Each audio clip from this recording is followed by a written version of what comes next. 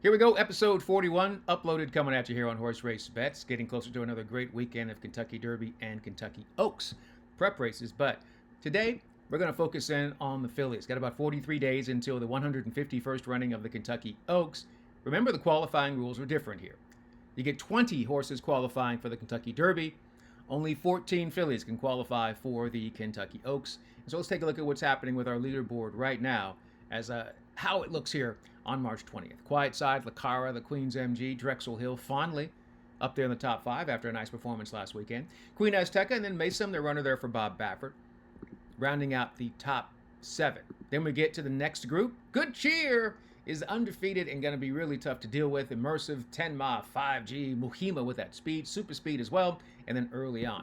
Okay, that's your field of runners thus far, the top 14 on your Kentucky Oaks leaderboard. Of course, this list will completely change. Why, you say? Because this weekend, 100 points up for grabs. You've got the Grade 2 $400,000 Fairgrounds Oaks. That's coming up, and as I mentioned, 100 points to the winner. This race it's really all about one filly. Good Cheer, undefeated, and just, she seems like there's really no way to stop her. Maybe there's a chance a horse could get away from her, but I really doubt that. Now, I want you to look at a couple of things here. Obviously, Good Cheer is the horse that we're going to pick. We have 2 runners in here that are intriguing. Ahava, the 3, the sprinter stretching out, and the 6, Bless the Broken. Bless the Broken is entered into the Fairgrounds Oaks, going to be run at the Fairgrounds, and then also going to be in this next race. The Bourbonnette, worth $300,000. That's coming up at Turfway Park on Saturday.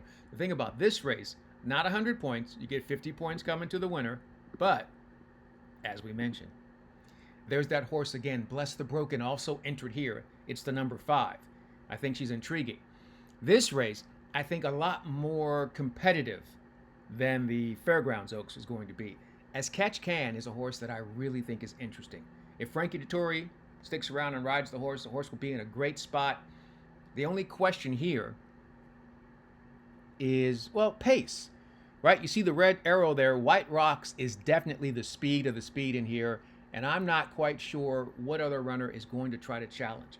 But I like As Catch Can because I think she can sit close enough, and I think she's got enough class that even if White Rocks gets an easy lead, I really believe that As Catch Can will be in a good spot. Now, here's the situation.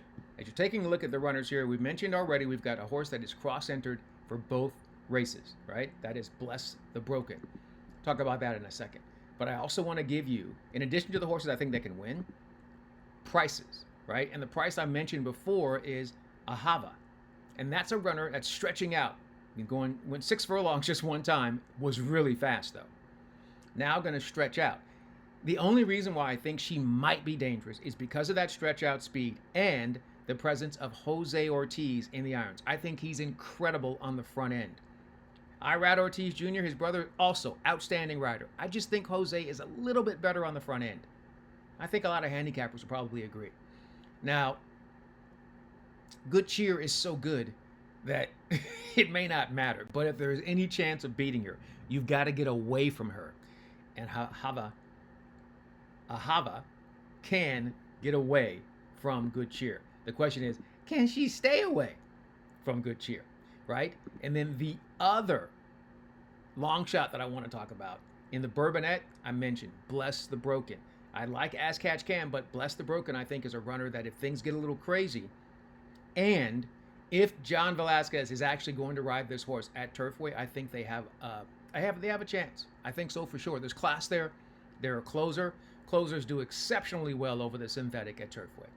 So I think it's very interesting this weekend. I think it's worth watching. If you don't want to bet it, that's totally fine.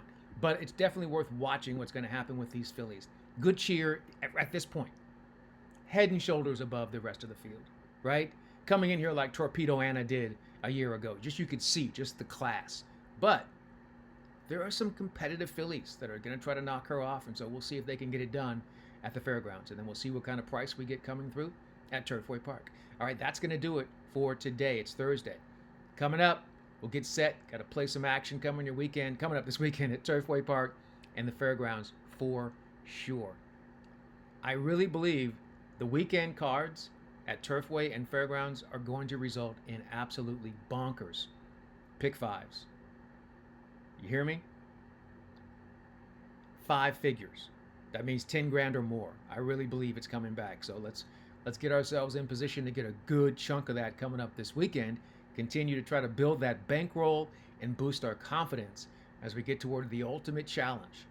There are 2 major challenges as far as handicapping is concerned for horse racing. It's Kentucky Derby weekend and Breeders' Cup. Let's get down to business coming up here in about 40 some odd days. All right, in the meantime and in between time and until next time, I'm Ken Rudulph here on Horse Race Bets. We will see you again. In the meantime, hey, good luck and enjoy whatever you're into. I'm into getting this money. You be into whatever you want to be into.